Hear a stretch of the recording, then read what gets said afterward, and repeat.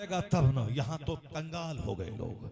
Sofa भी बीवी लाए, फ्रिज भी बीवी लाए, एसी भी बीवी लाए, फैन भी बीवी लाए, खिड़की का पर्दा भी बीवी लाए, पैर पोंछने वाला पापोश भी बीवी खरीद के लाए, चाय पीने वाली प्याली भी बीवी लाए, खाने की प्लेट भी बीवी लाए। ये बता दे कि तू कौन सा शौहर नामदार है? प्लेट बीवी की, चाय की प्याली बीवी की, सोफा बीवी का, सोफे का पर्दा बीवी का, खिड़की का पर्दा बीवी का, फिर तू उसका सामान इस्तेमाल करके शौहर नामदार नहीं बनेगा, तू सारी जिंदगी उसका गुलाम रहेगा।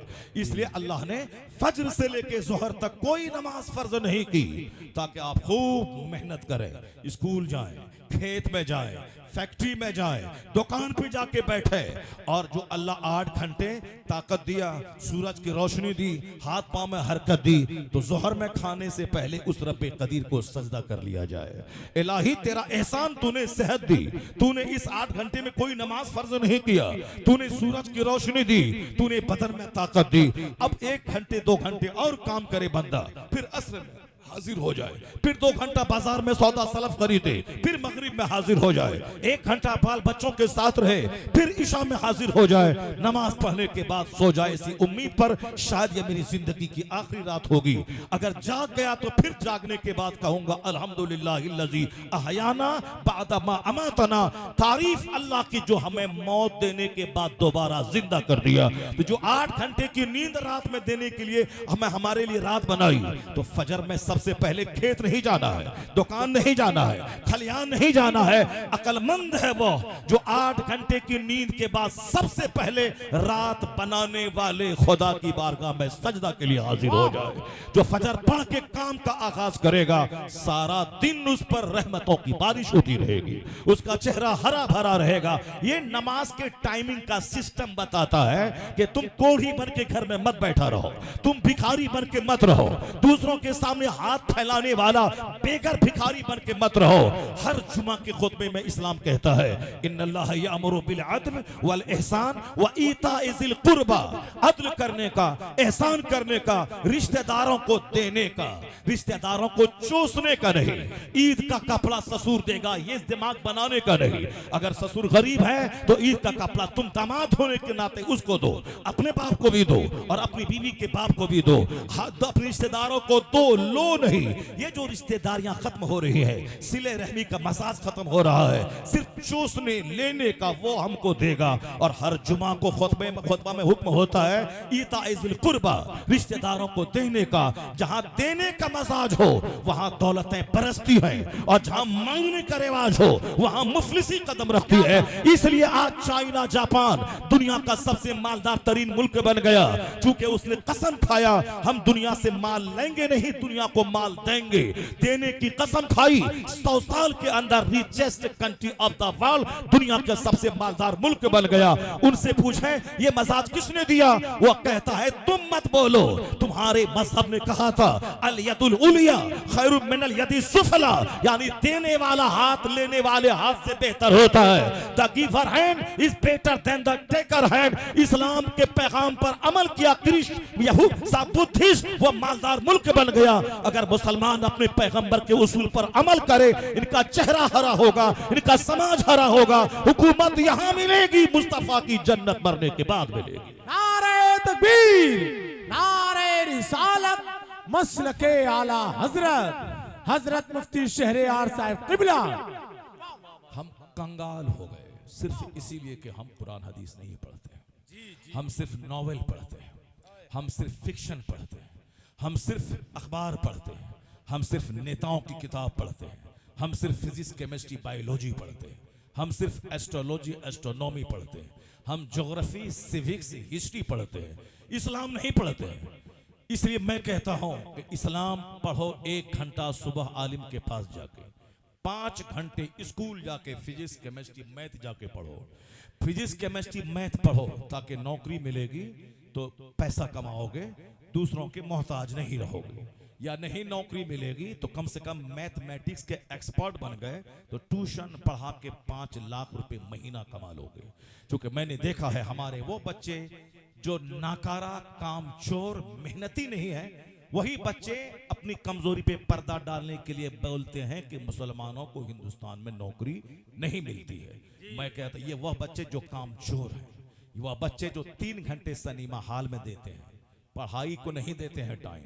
बाप बेचारा लखीमपुर के देहात में रहता है, बेटा लखनऊ में स्टडी कर रहा है, ये अपनी फसलें बेचकर, गन्ना बेचकर, मकई बेचकर, धान और गेहूं बेचकर, या ज्यादा महंगी पढ़ाई हो तो जमीन बेचकर बच्चों को भेजते हैं। और वह लखनऊ में दोस्ती यारी कर रहा है, मोबाइल चेंज कर रहा है, 3 घंटे हर नई फिल्म को जाके देख रहा है। अब बेगाने की शादी में अब्दुल्ला दीवाना हो रहा है, दोस्त की शादी है, पढ़ाई छोड़ के उनके घर में चला गया और 10 दिन में हुल्लड़बाजी मोटरसाइकिल चला के कर रहा है। अब ये बोला कि अब यहाँ हिंदुओं का मुल्क है, नौकरी नहीं मिलती है। बदतमीज, हर साल 35 से 40 बच्चे मुसलमानों के डीएम बन रहे हैं हर साल। इसी पीरियड में, इसी 10 साल मोदी जी के पीरियड में कम से कम समझ लें कि 200-400 बच्चे, इस 10 साल के अंदर में 400 बच्चे आईएएस ऑफिसर मुसलमानों के बन गए। और तुम बिला वजह एक बात लेके बैठा है कि साहब पंडित जी वो उनका काम है, साहब जो करना है वो कर रहा है, उनका जो प्लान है वो अगर उनका प्लान जैसा है वो अपना जाने। तुम्हारा प्लान है इल्म सीखना, जहालत दूर करना, जहालत दूर करना। तुम्हारा प्लान है जन्नती बनना, तुम्हारा प्लान है मुस्तफा का सच्चा गुलाम बनना। वो जुल्म करते करते थक जाएगा, तेरा सब्र उसके जुल्म को मिटा डालेगा, तेरा सब्र उसे तबाह बर्बाद कर डालेगा। इसलिए कि 10 साल 20 साल की कोई हैसियत नहीं है मुसलमान। 1400 साल से हम यही देखते आ रहे हैं, जब जब जुल्म बढ़ता है तब तब मुस्तफा के गुलामों की तादाद में इजाफा होता चला जाता है। नूरे खुदा कुफ्र की हरकत पे खंदाजन, फूंकों से चिराग बुझाया ना जाएगा। तुम राजनीति छोड़ दे, शिक्षा ग्रहण कर, सियासत छोड़ दे, 5 साल में एक बार जाके वोट दे देना किसी ऑनेस्ट आदमी को। बाकी किसी नेता का झोला ढोने के लिए तू नहीं पैदा हुआ है, उसके दरवाजे पर जाके बैठ के तलवार चाटने के लिए नहीं पैदा हुआ है। तू नमाज़े पंजगाना के लिए खुदा की बारगाह में 5 बार हाजिर होने के लिए पैदा हुआ है। तू दरूद और जिक्र के लिए पैदा हुआ है, तू हाकिम बनने के लिए पैदा हुआ है, तलवार चाटने के लिए नहीं पैदा हुआ है। वअदल्लाहुल्लज़ीना आमनू वअमिलुस्सालिहात लयस्तखलिफन्नहुम फिल अर्द। अल्लाह ने वादा किया है जो ईमान लाएगा, अच्छा काम करेगा, हम उसे इस रूए जमीन का बादशाह बना देंगे। ईमान लाएगा, अच्छा काम करेगा, इल्म हासिल करेगा, ईमान लाएगा, इल्म हासिल करेगा, अच्छा काम करेगा, हुकूमत मिलेगी। हुकूमत तो इंतजार कर रही है।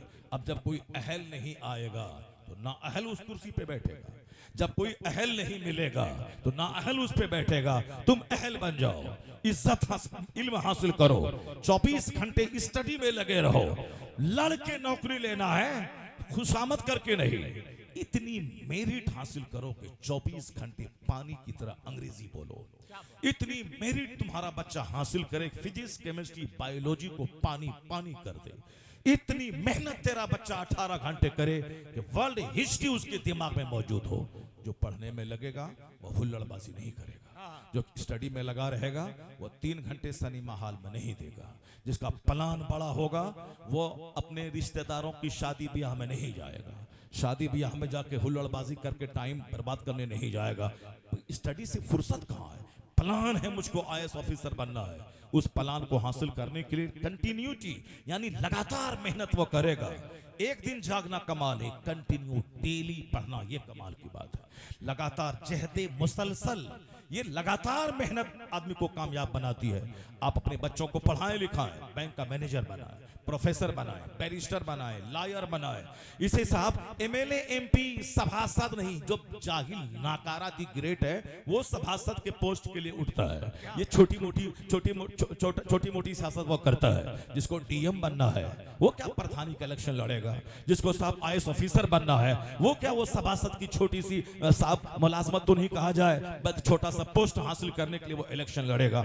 अब 1000 की आबादी में 5 लोग उठ गए, हम हमको देना। 5-5 वोट के लिए भीख मांग रहे हैं और 10-10 वोट के लिए रिश्तेदारी में जंग कर रहे हैं, और ये जंग खींच करके मस्जिद में ले जा रहे हैं, या जंग खींच कर जलसे में ले जा रहे हैं। हमको वोट नहीं दिया, उसकी बेटी की शादी में हम नहीं जाएंगे। क्या छोटी मोटी राजनीति करता है यार। समाज में देख, अगर कोई समाज का सेवक है, अपना दर्द समझता है, समाज के दर्द को, बीमार के बीमार पड़ने के बाद मरीज के मर्ज में गिरफ्तार कोई गरीब हुआ, हॉस्पिटल में उनके साथ रहता हो, अब शादी ब्याह में सामने रहता हो, दर्द उसका कष्ट दूर करने के लिए रहता हो, ऐसा आदमी हो, तुम अपनी ख्वाहिश को पांव के नीचे दफन कर दे, उसको सामने ले आ, उसको सब मिलके वोट दे दे। ये समाज का अच्छा आदमी है, यह हर सबके दुख दर्द में काम आने वाला है, यह मेहनती आदमी। हम 5 साल रहे सभासद तो कितना पैसा कमाएंगे, तो हम कुर्बान कर दें, अच्छे आदमी को लाए, जो पढ़ा लिखा आदमी है उसको लाए, बद सलील हरकतों की खातिर। अभी एक रिपोर्ट सामने आई थी औरंगाबाद महाराष्ट्र की कि एक बंदा 91% वोट लाया साहब, दूसरे 10 मुसलमान उड़ गए, कोई 50 वोट लाया, कोई 25 वोट लाया, कोई 300 वोट लाया। वह आदमी जो 9000 वोट से हारा है, ये मुसलमानों ने 500 250 करके 1500 वोट को बर्बाद किया है। इतनी छोटी सोच लेके इस वक्त इस संकट की घड़ी में ये आया है, सिर्फ 50 वोट काटा और अपने भाई को हरा दिया। अब कोई रमेश जीता, ये डफली बजा रहा है कि मैंने अपने भाई को हरा दिया। जहां इतनी गंदी सोच होगी वहां तो मस्जिद टूटेगी, वहां तो आग लगेगी, वहां तो मदरसे बंद होंगे, वहां तो तबाही का तमाशा देखना होगा। अकलमंद है वो जो संकट को देखने के बाद जाग जाए, मुसीबतों को देखने के बाद आंख खोले, वह दुश्मनों के नकदंदे प्लान को देखकर अपनी तमाम दुर्दशा को बदल ले, अपना घमंड छोड़ दे, मुस्तफा के अखलाक को समाज में नाफिज कर दे, यूनिटी और इत्तेहाद के साथ रहे, अल्लाह से मदद मांगे। जिस दिन इल्म आया, अमल आया, अच्छा काम किया, मोहब्बत पैदा हुई, उस दिन तू नहीं भी चाहेगा हुकूमत तेरे गले लग जाएगी, तू ही हाकिम बनेगा, खलीफा बनेगा, वक्त का बादशाह बनेगा। सुभान अल्लाह, सुभान अल्लाह, क्या बात, अल्लाहु अकबर, या रसूल अल्लाह। यहां तो सोच इतनी हमारी घटिया हो गई है, इस कदर हम कमजोर हो गए हैं कि साहब जीते रमेश जीते मगर हम महमूद को जीतने नहीं देंगे, जीते उमेश जीते हम मगर अहमद को जीतने नहीं देंगे। जहां इस कदर घटिया सोच हो, उसे तो पुलिस की गोली से मर ही जाना चाहिए, उसको तो भून ही डालना चाहिए। जब खूब भुने जाएंगे, खूब मारे जाएंगे, खूब कटेंगे, और जो नस्ल का बच्चा बचेगा वह तौबा इस्तिगफार करके अल्लाह की बारगाह में रोएगा धोएगा, वह नेक बनेगा, अहद करके उठेगा, लड़ेंगे नहीं, मोहब्बत से काम करेंगे, फिर अल्लाह ताला रहमतों की बारिश बरसा देगा, रहमतों की बारिश बरसा देगा। मैं अक्सर बोला करता हूँ, बगदाद मोहल्ला में मुसलमानों की सल्तनत थी, इस्लामिक राजधानी, मुसलमानों का बादशाह बगदाद में बैठता था। बगदाद मरकज़े इल्म फन, बगदाद मरकज़े सियासत, खलीफा हारून रशीद बगदाद में बैठता था। उनके बहुत सारे खलीफा सारे के सारे बगदाद में बैठते थे। बगदाद इल्म फन की राजधानी, बगदाद सियासत की राजधानी, बगदाद इकोनॉमी की राजधानी। जिस तरह हिंदुस्तान में बंबई आधी दौलत वहां रहती है, उसी तरह बगदाद इल्म फन का शहर, दौलतों का शहर, सियासत का शहर, वो सारी रौनकें वहां थी। मगर मुसलमानों का नेचर यही है कि जब मुसलमान दौलतों के नशे में गुम होता है, अच्छा खाता पीता है, यह सुस्त हो जाता है। मुसलमान सुस्त हो जाता है। अच्छा पहनना, अच्छा खाना, अच्छी गाड़ी, अच्छा मकान, इसी में मुसलमान मस्त हो जाता है। जबकि सबसे ज्यादा मुजम्मत इस दुनिया की लग्जरियस लाइफ की हुजूर ने इतनी मुजम्मत की है, कुछ पढ़े न पढ़े या 10 हदीस तो मुसलमानों को अपने घर की दीवार में लिख के रखना चाहिए जी। 10 हदीसें लिख के रखना चाहिए। हुजूर क्या फरमाते, जरा गौर से सुने। आका फरमाते हैं, लौ कानती दुनिया तादिलु इंदल्लाहि जनाहा बऊदा मा सका काफिरम मिनहा शुरबत माइन। हुजूर कहते हैं, आका इस्लाम फरमाते हैं कि अगर इस दुनिया का महत्व, इस दुनिया की अहमियत मच्छर के पर के बराबर भी होती तो अल्लाह ताला मुशरिकीन कुफ्फार को एक घोट पानी तक नहीं देता। जरा गौर से सुनना क्या कहा सरकार। जिस दुनिया की खातिर हम नमाज छोड़ते हैं, जिस दुनिया के लिए हम झूठ बोलते हैं, जिस दुनिया के लिए हम 10 लाख रुपए रिश्वत देते हैं, जिस दुनिया के हासिल करने के लिए दूसरों की मौत का इंतजार करते हैं, ये मौलवी साहब मरे, मैनेजर को 50 लाख की पोटली दिया, ये जहां मरे तो फिर हमको उस पोस्ट पे बहाल करना, कितनी घटिया सोच हो गई। कोढ़ी बन के जीना चाहता है, 50 लाख रिश्वत दो, उसको आराम से बैठेंगे और हर महीने 1 लाख महीना कमाएंगे। कितनी घटिया और गंदी सोच पैदा हो गई। हम लोग इस 2 पैसा कमाने के लिए आखिरी हद तक चले गए, जबकि हुजूर ने दुनिया से नफरत दिलाने के लिए कितनी कीमती बातें कह दी। हुजूर की बातें तो अभी सुनते हैं, मगर पहले अल्लाह की बात सुन लेते हैं। इसी 2 बात को सुन के आप चले जाइएगा, बाकी मेरी कोई बात मत सुनिएगा। बस सिर्फ अल्लाह वालों की कहानी इसलिए नहीं होती है कि सिर्फ उनके मजार पे आके ताला बांध दें, उनके मजार पे आके धागा बांध दें, उनके मजार पे आके बेटा बेटी मांग लें। नहीं, अल्लाह वालों का उर्स इसलिए होता है ताकि उनके मजार पे आकर के उनकी जिंदगी से नूर हासिल करें, उनकी जिंदगी से रोशनी हासिल करें।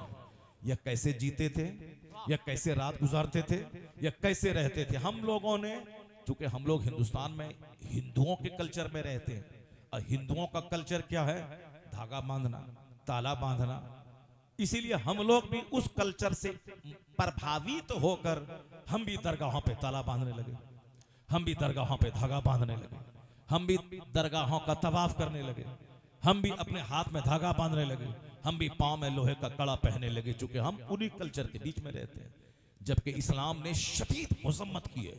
अल्लाह ताला जहालत, अल्लाह के रसूल ने फरमाया कि जहालत को मिटा दिया गया, जहालत को पांव के नीचे रौंद दिया गया।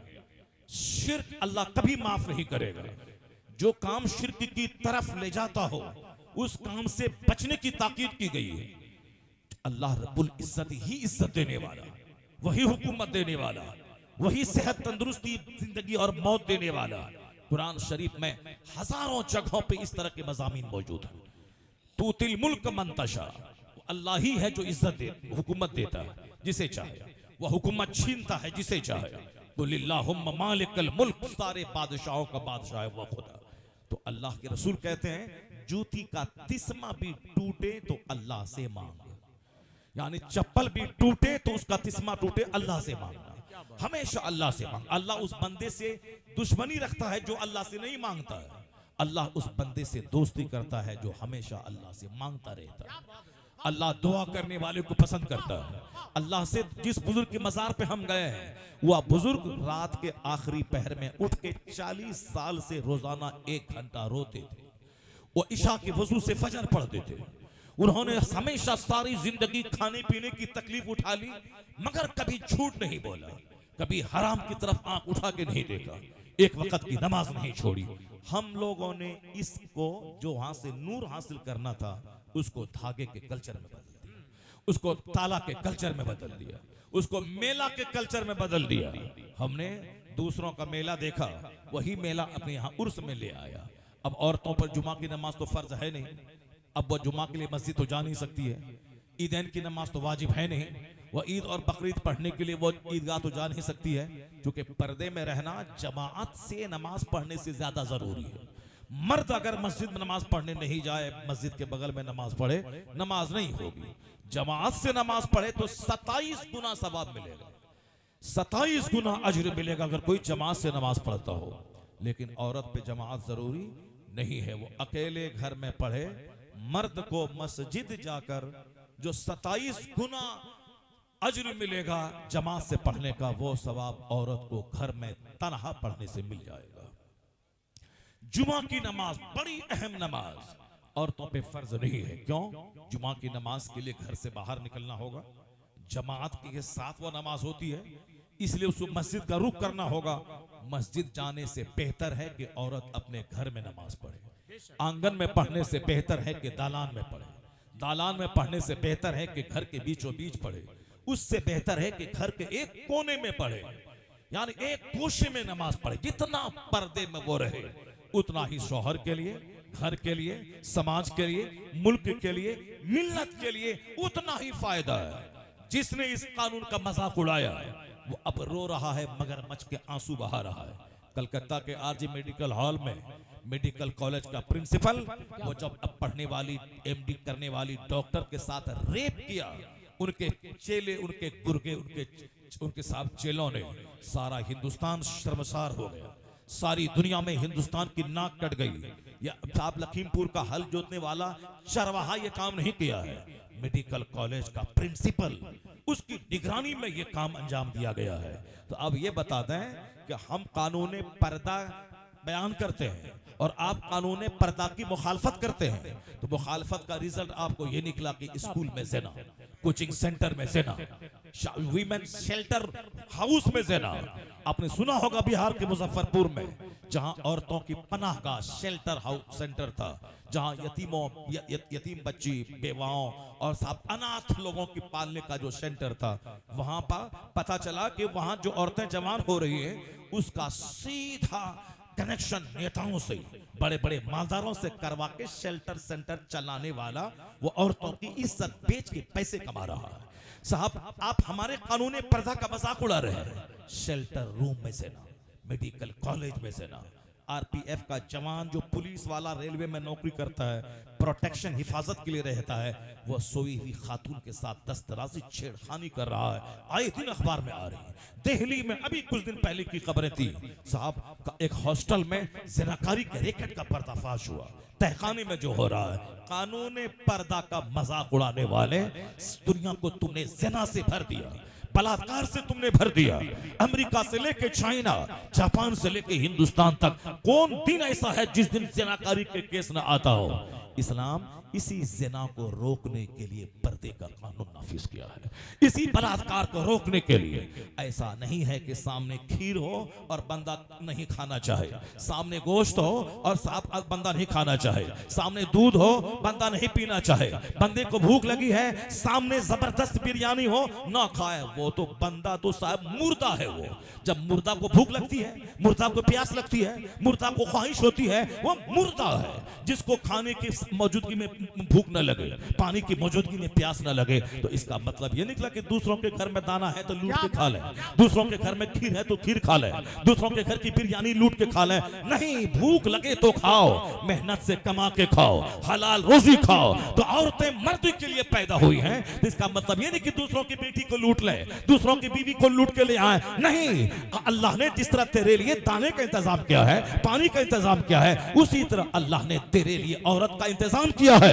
ताकि अल्लाह का नाम ले और सामाजिक तौर पर निकाह करके उसको अपने घर में ला, फिर उसके हलाल तरीके से उससे अपनी ख्वाहिशात की तकमील कर, और तेरी औलादें पैदा होती रहेंगी। अगर तेरा बाप शादी नहीं करता तो तू कहां से पैदा होता? अगर तेरा दादा शादी न करता तो तेरा बाप कहां से पैदा होता? अगर गौसे आजम के वालिद शादी न करते तो मेरा गौस कहां से पैदा होता? मुफ्ती नकी अली खां रज़ियल्लाहु अन्हु शादी नहीं करते तो अहमद रजा खां कहां से पैदा होते? ये सिलसिला है ताकि तू गुनाह से बच और इंसानों की पैदाइश का सिलसिला जारी रहे। यह कानून पर्दा इसीलिए है, तू चाहता है कि तेरी बीवी को सुबह कोई लेके जाए और शाम कोई लेके जाए, तेरी बेटी को सुबह एक बंदा हाथ पकड़े और शाम दूसरा बंदा हाथ पकड़े। जब ये तुझको बुरा लगता है तो फिर जिससे ज़िना हो रहा है वो भी तो किसी की बेटी है, वो भी तो किसी की बीवी है, वो तो किसी की माँ है। इसलिए चाहे अपना मनमानी तू चला ले, ज़िना को रोक नहीं पाएगा। एक कानून पर्दा है इस्लाम का दिया हुआ, अगर नाफिज हो जाए,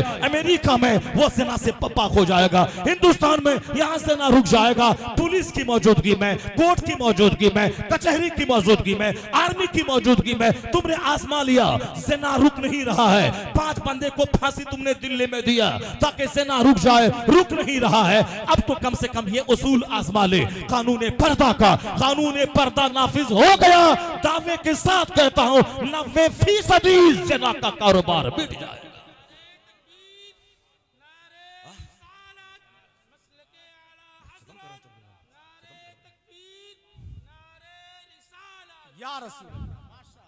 ज़िना का कारोबार रुक जाएगा।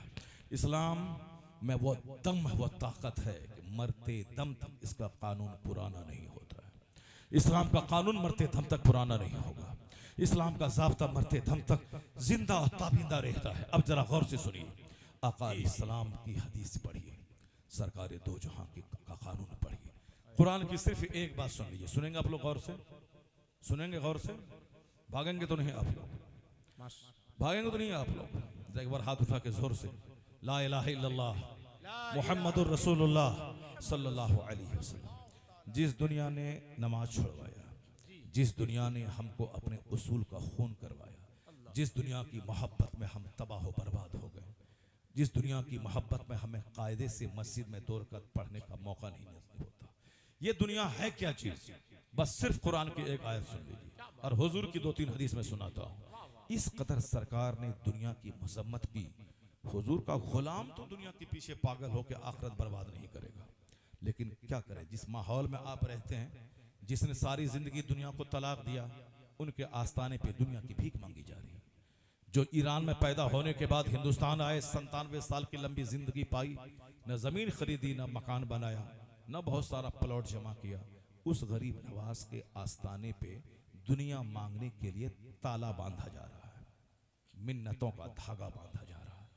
जहां हमें जाके सजदे का शऊर लेना था, जहां हमें गुनाहों से सच्ची तौबा करने का जज्बा लेना था, जहां हमें दीन की खातिर वतन छोड़ने की स्पिरिट लेनी थी, जज्बे हिजरत, जहां गुनाह आम हो जाए उस जमीन को छोड़ देना चाहिए, मगर हमने वहां जाके मकान, दुकान, बेटा, फॉर्च्यूनर, इनोवा क्रिस्टा, BMW, जागवार, यही हमने किया गरीब नवाज के आस्थाने पे। और गोंडा लखीमपुर का वहां जाता है अजमेर बाबा फॉर्च्यूनर। तो अब दौलत इतनी सस्ती आजकल हो गई है कि साहब मुसहर, झांगड़, संथाल, जो समाज का गिरा हुआ तबका, वो भी फॉर्च्यूनर पे चल रहा है। अब ये वहां से फॉर्च्यूनर दूसरों का लूटा, जमीन का बरोकर दलाल बना, बिकी हुई जमीन को दोबारा बेचा, कब्जा किया, 10 घंटे की मिल के बेचा, 2 करोड़ रुपए हुए, 55 लाख में फॉर्च्यूनर खरीदा, दौड़ के अजमेर पहुंच गया, चाबी फेंका गरीब नवाज के पांव में, कहा बाबा पिछले बार मैं आया था, आपने मेरी बात सुन ली, फरियाद, देखिए फॉर्च्यूनर लेके आया हूं, चाबी कदम में डाल दिया। वो तो बाबा कब्र में लेटे हुए हैं, जिंदा हैं, सब तमाशा देख रहे हैं। वो दुनिया अलग है, ये दुनिया अलग है। अगर बाबा अगर सिस्टम पे अमल नहीं करें तो कब्र से निकल के 2-4 तमाचा मारे उसको। अब बोले हमने बोला था कि जाके डकैती करना, फॉर्च्यूनर खरीद के आना, हमने बोला था कि दूसरों की जमीन पे कब्जा करके बेच करके फॉर्च्यूनर लेके आना, हराम कमाई लेके आए हो। तो गौसे आजम थे, गौसे आजम के पास बादशाह बगदाद ने सोने चांदी की पोटली का तोहफा पेश किया, आपने कहा नहीं लूंगा, कहा हुजूर लेना होगा, कहा नहीं लूंगा, कहा हुजूर हलाल माल है लेना होगा, कहा नहीं लूंगा।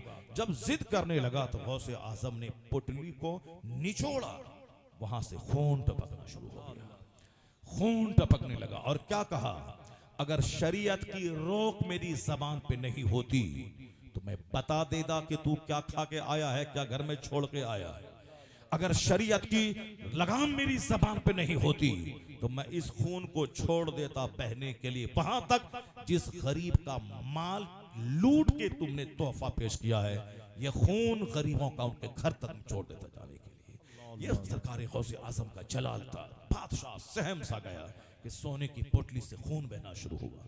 कोई कुछ नहीं बोलता है, मजार में तो बुजुर्ग लेटे हुए हैं, वो जिंदा हैं मगर सारा तमाशा देख रहे हैं। जो लोग वहां हाजिरी देने के लिए जाते हैं, 10 रुपए का बताशा लेके गए और 10 करोड़ की मुराद मांग रहे हैं, 10 रुपए का शकरपाला लेके गए अब 50 करोड़ की जमीन की भीख मांग रहे हैं। बाबा मालदार बना दीजिए। इसी इंतजार में मुसलमान तबाह बर्बाद हो गए। कुदरत का सिस्टम है, आम लगाओगे आम फलेगा, कटहल लगाओगे कटहल निकलेगा, गेहूं बोओगे गेहूं की फसल पैदा होगी, धान लगाओगे धान निकलेगा। ऐसा नहीं कि लगाएं धान और जाएं अजमेर, बाबा बासमती धान की जगह पे जबरदस्त हीरे जवाहरात निकल जाए, नहीं होगा। आम का पेड़ लगाएं चले जाएं बरेली, बाबा आप तो चादर का रंग बदल देते हैं। हमारे आम के पेड़ से सेब निकाल दीजिए, बाबा आप तो जो चाहें सो कर सकते हैं, क्योंकि मुराद लेने के लिए बंदा बहुत लंबी चौड़ी तमहीद बयान करता है। बाबा आप हिंद के राजा हैं, आप साहब गौसे बगदाद हैं, बाबा आप चाहें तो ये हो जाएगा वो हो जाएगा। बाबा ने जो कहा उस पर अमल नहीं करना है। बल्कि बाबा से जबरदस्ती सोने चांदी की हांडी घर से निकल जाए ये मुराद मांगनी है। बाबा करें 40 साल तक ईशा के वजू से फजर की नमाज पढ़ें, वो बाबा का हिस्सा था। मेरा हिस्सा यह है कि बाबा हमको अरबपति बना दे, बाबा हमको खरबपति बना दे। चाहे ईमान लूटे, दीन लूटे, तकवा लूटे, अमल लूटे, सब लूटे, लूट जाए, मगर माल चाहिए। जबकि सब मुसलमान जानते हैं हजरत सालिबा जो कबूतर मस्जिद का कहलाता था, जिनके पास इतनी गरीबी थी कि फजर की नमाज पढ़ के घर से मस्जिद से बाहर फौरन निकल जाता। हुजूर ने पूछा जल्दी जाने की वजह क्या है? कहा सरकार एक ही कपड़ा है, मैं पहन के नमाज पढ़ने के लिए आता हूँ, घर लौट के बीवी को जाके देता हूँ, वो उस कपड़े को लपेट के, चादर लपेट के वो नमाज पढ़ती है। बोला, रोना शुरू कर दिया। कहा सरकार ने कि सब्र करो सालिबा। क्या मतलब? हुजूर के कहने का मतलब यही था, ये दुनिया तो पानी का एक बुलबुला है, आखिरत समंदर है, बस थोड़ा सा सब्र कर ले। दुनिया का 100 साल 1 मिनट है, 1 मिनट कष्ट झेल ले ताकि महासंख्यों बरस का आराम तेरा इस्तेकबाल करे। मगर हम जैसे लालायित और बेचैन लोगों को 1 मिनट का आराम चाहिए, चाहे खरबों साल आग में जले, चाहे वहां चमड़ी उधड़ जाए, चाहे खरबों साल आग में जले, वो चलेगा। अभी दुनिया में चाहिए गाड़ी, अभी दुनिया में चाहिए अच्छा कपड़ा, अभी दुनिया में चाहिए अच्छा खाना। इसलिए खाना पाखाना ये सब चल रहा है समाज में। लंगर का खाना, 11वीं का खाना, 12वीं का खाना, तीजा का खाना, 40वां का खाना, बरसी का खाना, वलीमा का खाना। साहब हमारे इलाके में एक गंदा इलाका है, वहां लाश पड़ी है जवान बेटी की, अब बाप बेचारा वो जानवर और चावल की तलाश में लगा हुआ है ताकि साथ जो जनाजे में लोग आए हैं मेहमान, उनके खिलाने का इंतजाम हो। क्या घटिया रिवाज है साहब, उधर लाश पड़ी हुई है, इधर सब घर वाला गोश्त और चावल का इंतजाम कर रहा है। कितनी घटिया सोच है, सिर्फ खाना खाना खाना। साहब तीजा 40वां का इंतजार करना, कोई मरे कि तीजा में जाए और बिरयानी दबाएं, पूरी जिलेबी साहब जबरदस्त ढंग से दबाएं, उसी खाने के इंतजार में घूमता रहता है, खाएं और पखाना करें। जबकि अकाली सलाम ने क्या कहा था, जब बादशाह मिस्र ने तबीब का तोहफा भेजा था, हुजूर ने तबीब को लौटाया, दूसरा तोहफा कबूल किया। कहा हमारे यहाँ लोग बीमार नहीं पड़ते हैं, क्योंकि हमारे यहाँ जब भूख लगती है तब लोग खाते हैं, और भूख रहती है बाकी खाना छोड़ देते हैं, इसलिए हमारे ये लोग बीमार नहीं पड़ते। जिसके पैगंबर ने कम खाने पे जोर दिया, जिसका पैगंबर सारी जिंदगी कम खाता रहा। सहाबा कराम की एक जमात अहले बैत अतहार के घर में 3 दिन का फाका है। सैयदा फातिमा हजरत मौला अली रज़ी अल्लाह ताला अन्हो के घर में 3 दिन का फाका है। यहूदी के यहाँ से आटा कर्ज ला के रोटी तैयार हुई है। आवाज आई, ए मुस्तफा के घर वाले, एक मिस्कीन दरवाजे पे खड़ा है, दे दे। पानी पी के इफ्तार है, सारी रोटियां उठा के मिस्कीन को दे दी गई। दूसरे दिन रोजा है, फिर इफ्तार के टाइम में कोई आया, काफे नबी के घर वाले साहब एक यतीम दरवाजे पे खड़ा है, सारी रोटियां उठा के दे दी गई। फिर तीसरा रोजा चालू है, पानी पीकर अब फिर बाकी मांदा आटे से रोटी तैयार हुई है, इफ्तार के लिए बैठे हैं। दरवाजे पे एक कैदी आ गया, नबी के घर वाले, एक कैदी दरवाजे पे हाजिर है। आसमान में धूम मच गई। ये मुस्तफा के घर वाले हैं, 3 दिन से फाका है, रोजे से हैं, और सारी रोटियां जो कर्ज लाके बनाई गई हैं उसको यतीम, मिस्कीन और कैदी को दे दी गई। ऐसे यह लोग होते हैं जो दूसरों की भूख को अपनी भूख पर तरजीह देते हैं, दूसरों की जरूरतों को अपनी जरूरत पर तरजीह देते हैं। कुरान की आयत नाजिल हुई, वयुतइमूना तआम अला हुब्बिही यतीमों व मिस्कीनों व असीरा। ये यतीम, मिस्कीन और कैदी को खिलाते हैं नबी के घर वाले। और खिलाने के बाद ये नहीं कहते हैं कि तुम मुसीबत में मेरा काम आना, मेरे घर में झाड़ू लगा के देना, अगर नहीं देगा फिर तुमको खाना नहीं खिलाएंगे। जैसे हम किसी मिस्कीन को खिलाया, इफ्तार करवाया, मुंतजिर रहते हैं कि हमारा घर का कोई काम कर दे, नहीं किया तो दोबारा इसको सदका फित्र नहीं देंगे। ये हम जैसे जलीलों का ये काम है। वो नबी के घर वाले हैं, क्या कहते हैं, इन्नमा नुतइमुकुम लिवजहिल्लाह ला नुरीदु मिनकुम जज़ाअन वला शुकुरा। हम सिर्फ अल्लाह की मोहब्बत में तुझको खिलाते हैं, अल्लाह से शुक्रिया भी तेरी ज़बान से सुनना नहीं चाहते। इसका सारा बदला हम रब्बे करीम से क़यामत के दिन तलाश करेंगे। ये है नबी के घर वाले जो भूखे रहकर गरीबों को खिलाते हैं। हम लोग सिर्फ खाने और पकाने में लगे हैं। साहब वलीमा का खाना है, आधी तेरी आधी मेरी, एक एक प्लेट 2-2 हजार रुपए की है। आधा खाया आधा फेंका। अपने घर में आधा केजी गोश्त मटन लाया और अपने घर के 10 लोग मिलके खा लिए। और वलीमा में गए तो 1 केजी गोश्त अकेले खा रहे हैं। लंगर में गए तो 1 केजी गोश्त अकेले खा रहे हैं, और साहब अपने घर में एक सेब के काट के 5 लोग खा लिए।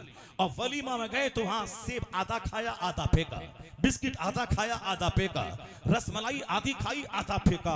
ये क्या है? रिस्क की तबाही और बर्बादी बता रही है। आने वाला वक्त, आने वाला फाके का वक्त आ रहा है, गुर्बत का टाइम आ रहा है, जब ताने ताने को लोग तरसेंगे।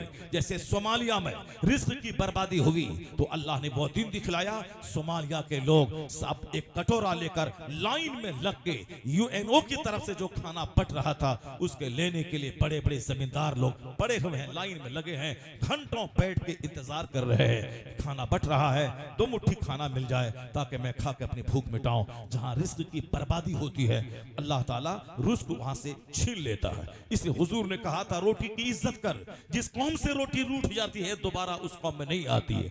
बस काफिरों की तरह खाना, काफिरों की तरह चल चल के खाना, काफिरों की तरह लिबास, काफिरों की तरह जोकर की तरह बाल, काफिरों की तरह मर्द का सीने साथ सोने का चैन, सोने की अंगूठी, औरतों का जींस टी शर्ट पहन के आवारा की तरह दूसरों का मुंह देखना, 10 मर्दों को सेना की दावत देना, ये काम कुफार और मुशरिकीन का हो सकता है। मुसलमान की बेटी मुसलमान के बेटों का नहीं, क्योंकि उसके यहाँ कोई मॉडल नहीं है। इसीलिए वह लोग कभी किसी करीना को देखें, कैटरीना को देखें, अमिताभ को देखें, अजय देवगन को देखें, क्रिकेटर को देखें, हॉकी खेलने वाले को देखें, किसी नाचने वाली को देखें। हमारे लिए मॉडल अल्लाह ने मुस्तफा को बनाया है, मुस्तफा के घर वालों को बनाया है। हमारे लिए मॉडल मुस्तफा के अहले बैत है। हुजूर कहते हैं मेरे सहाबा सितारों की तरह है, जिसकी पैरवी करेगा राह रास्त पाएगा। ये अहले बैत कश्ती नूह की तरह है, अहले बैत पे सवार हो जा। तुम्हारे दरमियान 2 चीज छोड़ के मैं जा रहा हूं, एक कुरान और एक अहले बैत। कुरान पढ़ना यह थ्योरी है, अहले बैत उस पर प्रैक्टिकल में अमल करके दिखाता है। कुरान ने कहा गरीब मिस्किन को खिला, अहले बैत ने गरीब मिस्किन को खिला के प्रैक्टिकल में करके दिखा दिया। कुरान थ्योरी है, अहले बैत प्रैक्टिकल करता है। तो अहले बैत से मोहब्बत कर ताकि जीने का शऊर मिले, कुरान पढ़ ताकि नजरिए हयात मिले, मुस्तफा को देख तो मुस्तफा को आइडियल मॉडल बना, उनकी नकल कर, उनकी पैरवी कर, उनकी सुन्नतों पे चल। औरतें मुस्तफा की बेटी फातिमा ज़हरा को मॉडल माने, पर्दे में रहे। कुरान कहता करना फी बयूते कुन्ना वला तबर्रजना तबर्रुजल जाहिलिया। ए मुसलमान औरतों अपने घर में ठहरी रहो, जाहिलियत के दौर की तरह आवारा औरतों की तरह मारे मारे मत फिरो। तुम घर में रहो, बरकत होगी, रहमत होगी, इज्जत होगी, नेक औलाद पैदा होगी। ऐसा नहीं होगा कि माँ आवारा फिरती रहे और बेटा कुतुब हो जाए, अब बाप लुच्चा लफंगा रहे, काफिरों की तरह जिंदगी गुजारे और बेटा शरीफ नमाजी हो जाए। जिस तरह आम के पेट से कटहल नहीं निकलता, खेत से गेहूं के वहां से चावल नहीं होता, उसी तरह माँ बाप अगर बुरे हो कभी कोई अच्छा कुतुब अब्दाल बच्चा पैदा ना होगा। क्योंकि जब माँ हुई थी फातिमा ज़हरा और बाप हुए थे मौला अली, तब बेटा शहीदों का सरदार हसन और हुसैन पैदा हुआ। जब बाप हुए अबू साले मूसा जंगी दोस्त और माँ हुई सर से लेके पानी तक, सर से लेके पांव तक नेकी का पुतला, तब बेटा कयामत तक के वलियों का सरदार अब्दुल कादिर जिलानी की शक्ल में पैदा हुआ। जब बाप हुए मुफ्ती नकी अली खां और माँ हुई तहज्जुद गुजार, तब बेटा अहमद रजा खां पैदा हुआ। और जब बाप हुए मुफस्सिर आज़म हिंद और माँ हुई तहज्जुद गुजार, अपने ज़ेवरात को बेचकर मंजर इस्लाम की तनख्वाह, उनके मुदर्रिसिन की तनख्वाह दिलाने वाली, तब बेटा 10 करोड़ मुरीदों का मुर्शिद अख्तर रजा खां अज़हरी ताजु शरिया बन के पैदा। नारे तकबीर, नारे रिसालत, फैज़ाने गौसे आज़म, मसलक आला। दरगाहों को मेला बनाना छोड़ दे, औरतें सिर्फ गिरह बांध के रख लें। जब जुमा के लिए मस्जिद में नहीं जा सकती हो जो आला इबादत है, फिर मेला में जाने का परमिशन किस इस्लाम ने दे दिया? फिर मज़ार पे जाने का परमिशन किस इस्लाम ने दे दिया? ईद और बकरीद की नमाज जब औरतों पे वाजिब नहीं है, जो साल में 2 नमाज बड़ी ज़बरदस्त नमाज होती है, तो फिर इन औरतों को मेला में जाने का परमिशन किसने दे दिया? शौहर के ज़िम्मे है महर की रकम, शौहर के ज़िम्मे है नानो नफ़का, शौहर के ज़िम्मे है अपनी औरत को कायदे से रिहाइश का इंतज़ाम करना, खुराक का इंतज़ाम करना। अगर तुम हमारी बीवी माँ का पाँव न दबाए, माँ के कपड़े न धोए, उस पर फ़र्ज़ वाजिब नहीं है। वो मेरे लिए है, मेरी माँ है, मैं माँ का पाँव दबाऊँ, मेरी माँ है, मैं माँ का कपड़ा धोऊँ, वो उसकी माँ नहीं है। अगर वो धोती है तो एहसान है, वरना अगर वो न धोती हैं तो उसके लिए कोई गुनाह नहीं है। अब कोई हम दबाव भी नहीं बना सकते हैं। ये सारी इज्जतें औरतों को दी गई हैं। तू घर में रानी बन के रहा, शौहर 5 लाख 10 लाख 2 लाख जो मेहर की रकम है वो देगा, तीनों टाइम जो भी खाना शौहर खाएगा वो खिलाएगा, तो अच्छा कपड़ा तुझको पहनाएगा।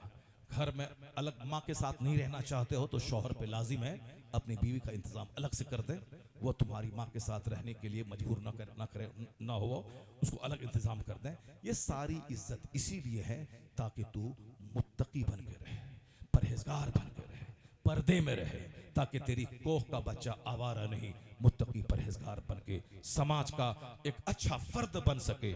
मगर ये क्या तमाशा है साहब, घर से बाहर निकलना, लोगों को साहब आवारा बनाना, साहब बाजार की जीनत बढ़ाना, मेला ठेला करना। मर्द पे लाजिम है कि वाज की महफिल में जाए और जो सुने वो अपने घर की खवातीन को आके बता दे। औरतों का वाज की महफिल में आना भी दुरुस्त नहीं है। जब जुमा की नमाज के लिए जाना दुरुस्त नहीं है तो वाज की महफिल में आना कैसे दुरुस्त है? उसके लिए पर्दा इल्लत है। पर्दे की वजह से आज उर्स के मौके पर क्या होता है, मीटिंग पॉइंट, 5 लड़का आया 5 लड़की को लेके भागा। साहब मेला में ही होता है साहब, औरतें हैं 90%, मर्द हैं 10%। अब वहां मिलने की जगह, पहले हम दूसरों की मजम्मत करते थे जब औरतें कहती थी मैं पूजा करने तुझसे मिलने के बहाने में मंदिर आ गई। आज वही काम हमारे यहाँ हो रहा है कि तुझसे मिलने के बहाने में मजार पे आ गई। मजार पे आने का नाम मतलब है मिलने का बहाना। साहब 2 4 10 केसेस आ रहे हैं, इसलिए आला हजरत ने कहा था 4 हाथ आप मजार से दूर रह, फातिहा पढ़, बगैर हाथ लगाए वापस हो जा। औरतों के बारे में मत पूछ के जाना कैसा है, वो जब जाने के इरादे से निकलती हैं वापस आने तक वो फरिश्तों की लानत में रहती है। जहां लानत बरसे वहां रहमत कहां से बरसे, वहां रहमत कहां बरसेगी? वो तो दूसरे लोग हैं जो दुनिया को पाप से भर दिया है। तुम घर में रहो, पर्दे में रहो, शौहर की दुआ कबूल होगी। अगर तू बेपर्दा रही तो शौहर खाने काबा के अंदर दुआ करे, उसकी दुआ रद्द हो जाएगी। इसलिए कि जिस तरह हराम खाने वाला वो खिलाफे काबा थाम के दुआ करे, उसकी दुआ कबूल नहीं होती। दुआ की कबूलियत के लिए हलाल ग़िज़ा शर्त है। और वो हदीस पाक का मफ़हूम है कि जिस कौम की औरतों के पायल की आवाज अजनबी मर्दों के कान में जाए, उस कौम के मर्दों की दुआ को अल्लाह रद्द कर देता है। तो तू अगर घर से बाहर निकली, अजनबी मर्दों की आंखों की जीनत बनी, तो तेरा मर्द अगर हज को भी जाएगा तो तेरे मर्द की दुआ रद्द हो जाएगी। अगर तू हराम खाएगा तो काबा में जाके दुआ करे, खिलाफे काबा थाम कर दुआ रद्द हो जाएगी। अगर तुझ पर हज फर्ज नहीं है तो हज के लिए बेचैन मत हो जा। नमाज फर्ज है, रोजा फर्ज है, इसको अदा कर। जब माल नहीं है तो ज़कात फर्ज नहीं है, जब माल नहीं है तो हज फर्ज नहीं है, तो नमाज पढ़ता नहीं है, उम्रा के लिए बेचैन है, नमाज नहीं पढ़ रहा है और हज के लिए बेचैन है, मदीना जाना है, मदीना जाने के लिए बेचैन मत हो जा। मदीने वाले मुस्तफा की बात मान, मस्जिद जा, नमाज़ें 5 जगाना बाजमात अदा कर। जो फर्ज नहीं है उसके लिए बेचैन है, और जो फर्ज है उसको छोड़ रहे हैं। यह ख्वाहिश शैतानी ख्वाहिश है। इसलिए नमाजी अगर मदीना जाने की तमन्ना पाल रहा है, यह जबरदस्त ख्वाहिश है। जो फर्ज है अदा कर रहा है, और जो फर्ज नहीं है उसके लिए रब से भीख मांग रहा है, लोगों से कर्जा नहीं ले रहा है, लोगों से भीख नहीं मांग रहा है। अगर हज फर्ज नहीं है तो हज के लिए बेचैन मत हो जा। नमाज़ें 5 जगाना मस्जिद में जाके पढ़। हलाल खा के मोहल्ले की मस्जिद में अगर दुआ मांगेगा तो हराम खा के जो दुआ काबा में कबूल ना हो, हलाल खा के मोहल्ले की छोटी सी मस्जिद में दुआ मांगेगा, कबूल हो जाएगी। क्या बात है हज़रत, वाह वाह वाह, सुभान अल्लाह सुभान अल्लाह, जिंदाबाद जिंदाबाद, नारे तकबीर, नारे रिसालत, फैज़ाने गौसे आज़म, मसलकी आला हज़रत। इन्नल्लाह युहिब्बुल मुत्तकीन, अल्लाह मुत्तकीन से दोस्ती करता है, अल्लाह नेक लोगों से दोस्ती करता है। अल्लाह नेक लोगों को इज्जत, हुकूमत, राहत कल्ब, सारी नेमतें देता है। जिस दुनिया के लिए हम लालायित और बेचैन हैं, उस दुनिया की एक बात सुन लीजिए, कुरान पाक की एक आयत सुन लीजिए और मुस्तफ़ा की एक हदीस सुन लीजिए। उसके बाद फिर मैं आपसे रुखसत हो जा रहा। ए लड़का, ए बैठ जाओ, वो हदीस पाक सुन के जाइए, कुरान पाक की आयत सुन लीजिए। नाजिर भाई जा रहे थे खाना खाने के लिए, बहुत देर से बैठे हुए, बहुत ज़बरदस्त अच्छे नाजिम, और इनके अशार में सुनता हूँ, मुझको बड़ा अच्छा लगता है। मुख्तसर में शॉर्ट निज़ामत करते हैं, और सारे नाजिम तो बहुत सारी बातें करते रहते हैं, मगर ये शॉर्ट में अच्छी निज़ामत करते हैं। तो इन्होंने ये बोला कि मैं खाने जा रहा हूँ, मैंने कहा रुकिए अब मैं ख़त्म कर रहा हूँ। तो अब ये भी बैठ गए, तो अब मैं लंबा नहीं, बस सिर्फ कुरान पाक की वो आयत सुना देता हूँ और वह हदीस सुना देता हूँ। उसके बाद फिर आप इसको गिरह बांध के लेके जाएं और उस पर अमल करें। जो कुछ तमाशा हो रहा है मज़ारात पे और कोई उसकी हिमायत में खड़ा हो रहा है, हाँ मज़ार पे न जाएंगे औरतें तो कहाँ जाएंगी, उसको बोलिए कि तुम अपनी औरतों को मस्जिद ले जाने की बात करो, जुमा के लिए मस्जिद में बुलाओ, तो जो काम मज़ार पे हो रहा है वो काम फजर के टाइम में मस्जिद में हो जाएगा। वो काम फजर के टाइम में, हम नौजवानों को बोलते हैं नमाज पढ़ो, नहीं पढ़ते हैं ना, अगर सिर्फ औरतें मस्जिद में चली जाएं नमाज पढ़ने के लिए बाजमात, तो फजर के टाइम में बच्चों का मेला लगा रहेगा वहाँ नौजवानों का, जैसा मेला चौक चौराहे पे रहता है दूसरों को देख करके आंख सेकने का मेला, वो सारा मेला मस्जिद में लग जाएगा। इसलिए इस्लाम का सारा कानून हिकमतों से भरा हुआ है, इस्लाम का सारा काम फुल ऑफ विजडम, हिकमत से भरा है। औरतें इसीलिए घर में पढ़ें ताकि मस्जिद अखाड़ा ना बन जाए, मस्जिद चौक चौराहे में तब्दील ना हो जाए, इसीलिए है ताकि वो पर्दे में रहने की चीज़ है, पर्दे में रहे। पर्दे में हुस्न भी छुपा रहता है ताकि कोई भेड़िया नजर न डाले, अब पर्दे में ऐब भी छुपा रहता है ताकि एक औरत समाज में जलील ना हो। अब कुरान शरीफ की आयत सुनिए, अल्लाह फरमाता है लौला अन यकूना नासु उम्मतन वाहिदा ला जअलना लिमन यकफुरु बिर्रहमान लिबुयूतिहिम सुक़ुफम मिन फिद्दा व मआरिज अलैहा यज़हरून। जरा 1,00,000 बार इस आयत को पढ़िए, आंखें भीग जाएंगी। जिस दौलत के लिए हम लालायित और बेचैन हैं, आए दिन रोजाना अरबपति सारी दौलतें छोड़ के मर के कब्र में सड़ने के लिए चला गया, उसके साथ गया उनका झूठ, उनकी हरामखोरी, उनका सूद, उनका नाजायज काम करना, वो सब उनके साथ चला गया। और वो झूठ हराम से जो माल कमाया वो माल बाल बच्चों के पास रह गया। हराम की ईंट अगर मकान में लगी हो तो जब तक वो मकान रहेगा वो हराम की ईंट रहने वालों पे लानत बरसाती रहेगी। हराम का एक धागा अगर बदन पे रहा, जब तक वो कपड़ा रहेगा वो कपड़ा उस पे लानत बरसाता रहेगा। बस मकान, दुकान, गाड़ी, फॉर्च्यूनर, इनोवा, क्रिस्टा सब खरीदा हराम तरीके से और छोड़ के मर गया कब्र में गया। अब वहां सड़ा, अब खरबों साल के आग में वहां जलने के लिए पहुंच गया। अक्लमंद वो नहीं है जो एक दिन के सुख के लिए खरबों साल की आग को इख्तियार कर ले। अक्लमंद वो है जो एक दिन का कष्ट झेल ले ताकि इसको झेलने के बाद अरबों साल की जन्नत में पहुंच जाए। और यही अल्लाह ने कहा लौला अयकुना नासु उम्मतन वाहिदा लजअलना लिमन यकफुरु बिर्रहमान लिबुयूतिहिम सुक़ुफम मिन फिद्दा।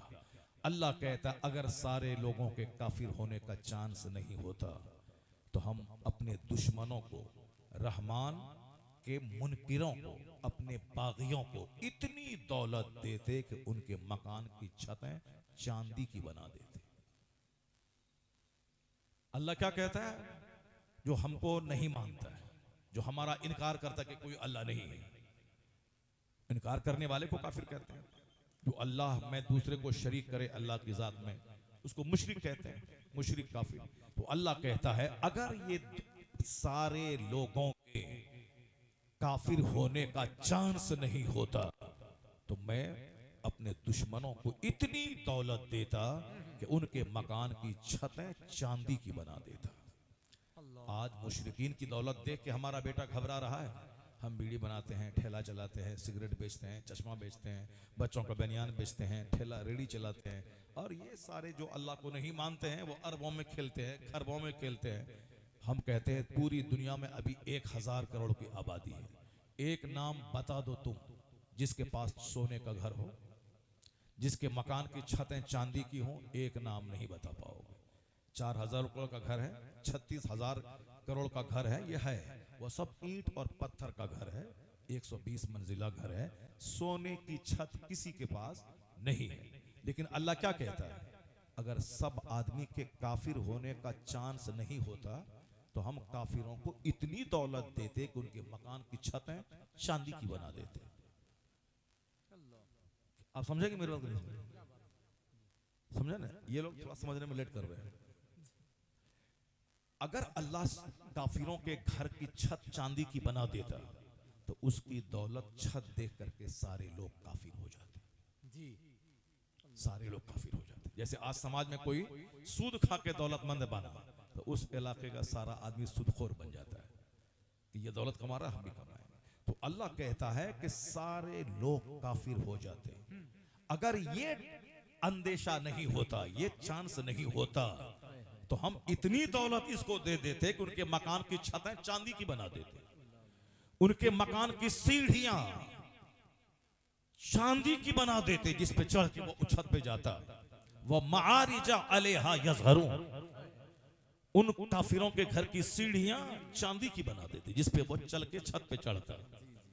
वाले बुयूतिहिम अबवाबम व सुररन अलैहा यत्तक़ून व ज़ुख़रुफ़ा। पढ़िए, बस माँ बाप मरे, बच्चे को बुलाया, कुरान पढ़ा। कुरान में जिंदगी है, सारी चीजें मौजूद है, कोई पढ़े तो सही। अगर इस आयत को गौर से पढ़ ले तो बंदा मर जाएगा, मगर वो हराम की तरफ निगाह उठा के नहीं देखेगा। वो काफिरों के सोने के घर को भी देखने के बाद थूक देगा, बोलेगा मिट्टी की दीवार या सोने की दीवार दोनों बराबर है। वो दीवार जो हमेशा रहे तब ना वो दीवार है, वो जिंदगी जो हमेशा रहे वो ना जिंदगी है। ये तो कदम कदम पे, अभी नीचे गिरा मौत आ गई, एक्सीडेंट किया, बाइक से चला, डेड बॉडी वापस आई, जहां हर वक्त मौत का खतरा है। नहीं एक्सीडेंट किया, 70-80 साल में ऐसे ही सब मर जाता है। तो जब मर के सोने का घर रहे या मिट्टी का घर रहे, छोड़ के जाना ही है, तो फिर सोने का घर मिट्टी का घर दोनों बराबर है। अब हमको जाना है सीतापुर से दिल्ली, अब एसी डब्बे में चढ़े वो भी चला गया दिल्ली, और जो जनरल डब्बे में गया वो भी चला गया दिल्ली। वो प्लेटफॉर्म पे दोनों खड़ा है, अब वो दोनों खड़ा है, दोनों दिल्ली पहुंच गया।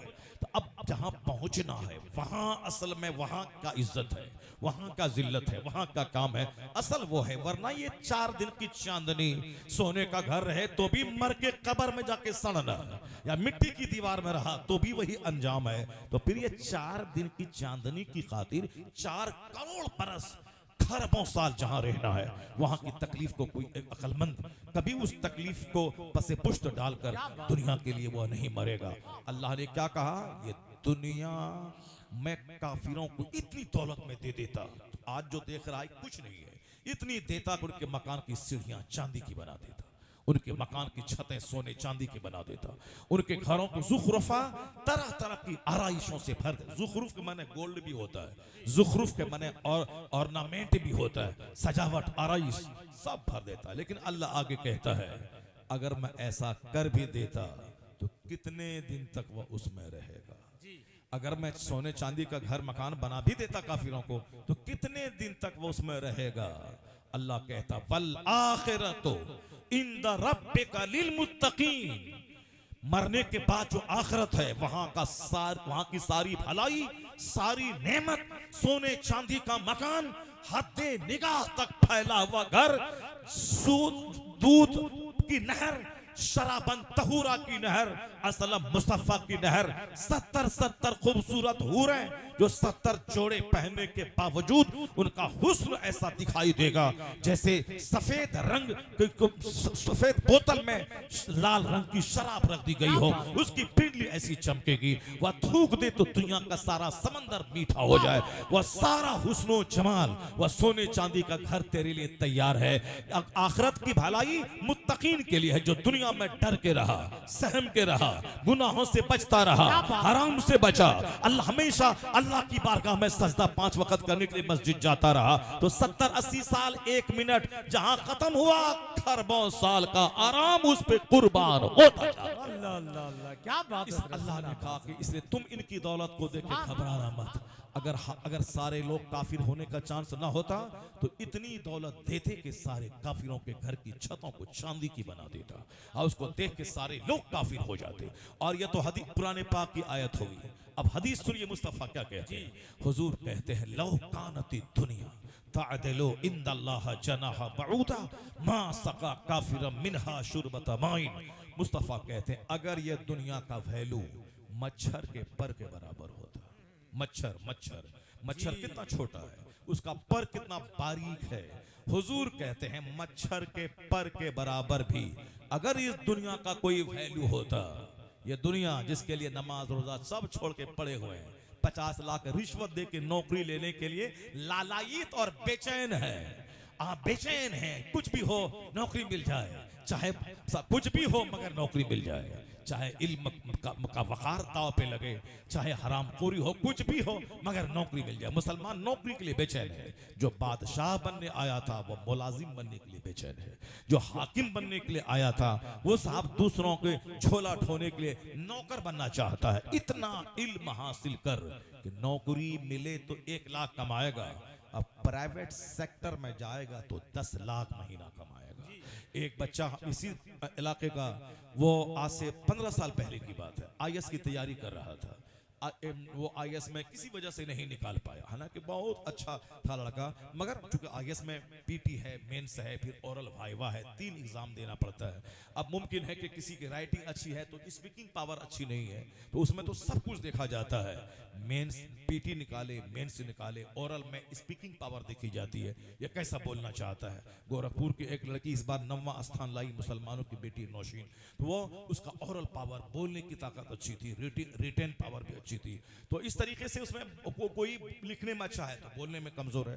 अब साहब किसी की फिजिक्स, केमिस्ट्री, मैथ ठीक है तो लिटरेचर, अदब सही नहीं है, तो अब कुछ न कुछ रहता है डिमेरिट। वो बच्चा मैथमेटिक्स का कीड़ा था, लेकिन किसी वजह से IAS नहीं निकाल पाया, मगर मैथमेटिक्स की सलाहियत ने उसको इतना ऊंचा करके हैदराबाद के एक इंस्टीट्यूट में जॉब मिला, 10 लाख रुपए महीना कमाने लगा। DM की तनख्वाह कितनी है? 1.5 लाख। अब वो प्राइवेट से 10 लाख महीना कमा रहा है। सलाहियत बर्बाद नहीं होती है। अब वो बिल्कुल हेलीकॉप्टर पे चल के इस इंस्टीट्यूट में, उस इंस्टीट्यूट में जा रहा है। गवर्नमेंट की नौकरी मिलना ये कोई बहादुरी नहीं है, मिल गया और खुद से मिल जाए तो वाह वाह, उसके लिए बेचैन नहीं होना चाहिए आदमी को, वरना सारी जिंदगी बंद जाता है। बारिश, तूफान, आंधी, हवा, मैयत, जनाजा, बस जाना ही जाना है। तो अपनी दुकान है, अपना ठेला लगाना है, सेब बेचना है।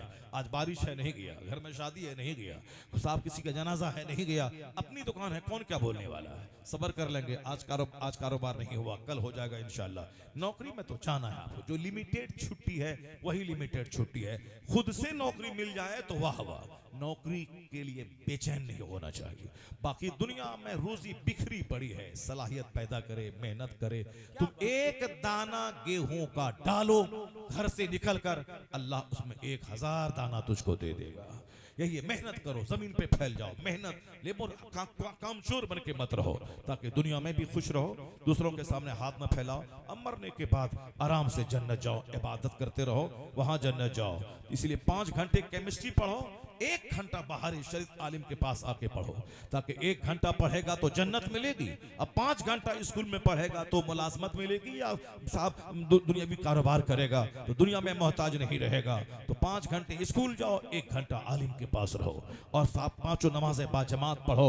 उसके बाद फिर देखना, यहाँ इज्जत, राहत, सेहत, तंदुरुस्ती, चैन, सुकून सब मिलेगा। अब मरेगा तो खरमों साल की जन्नत में चला जाएगा।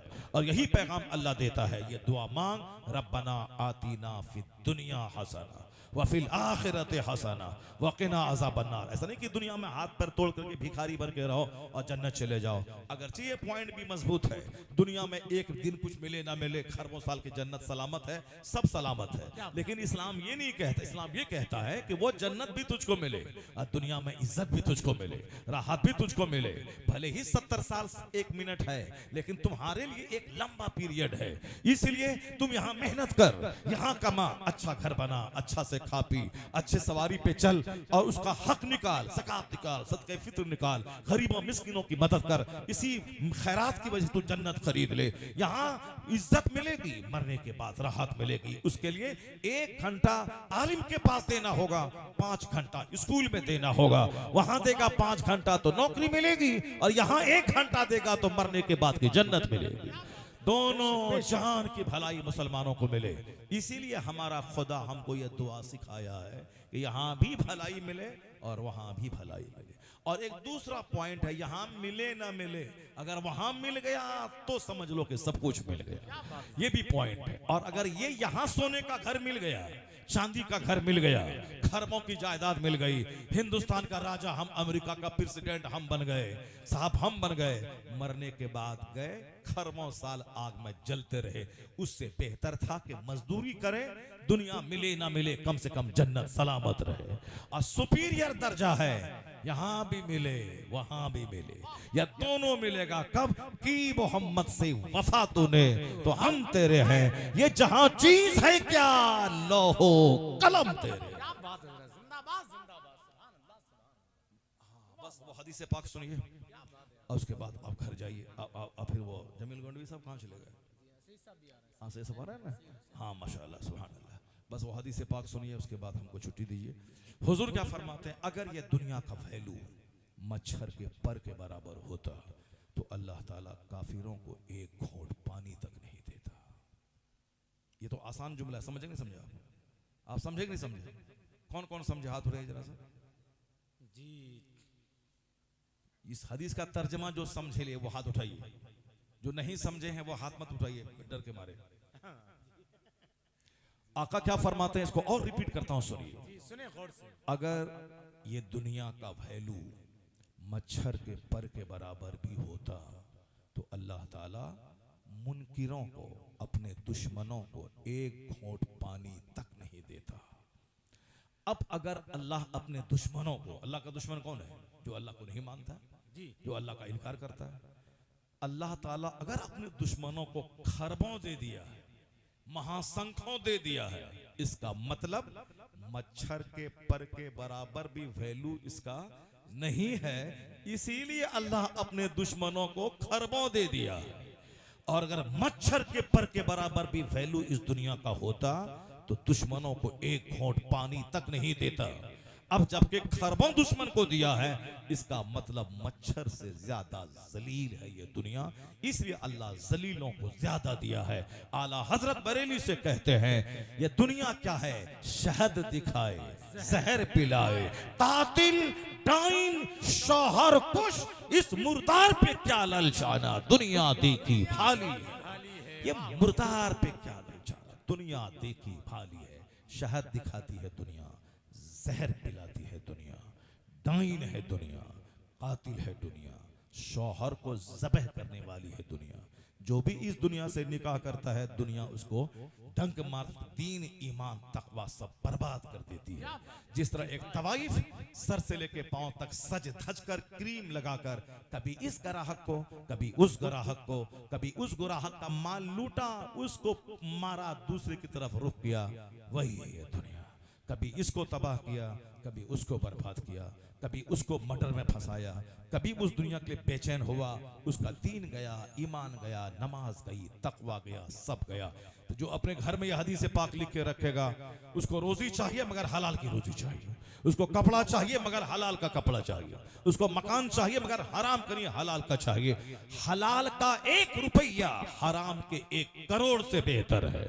जिस दिन मुसलमान हलाल खाया, वो रूहानी ताकत इसकी जलवागर होगी कि ये मुसलमान एक इशारा कर दे तो दीवारें गिरेंगी, हुकूमत तबाह बर्बाद हो जाएगी। हमारी ताकत का राज है तकवा, हमारी ताकत का राज है परहेजगारी, हमारी ताकत का राज है मुस्तफ़ा की गुलामी। अल्लाह रब्बुल इज़्ज़त हमको, आपको, सबों को औलिया और सालिहीन के फैज़ान से माला माल फरमाए। अल्लाह ताला हमें मुत्तकी बनने की तौफीक अता फरमाए। अल्लाह ताला हमारे बाल बच्चों को नेक बनने की तौफीक अता फरमाए।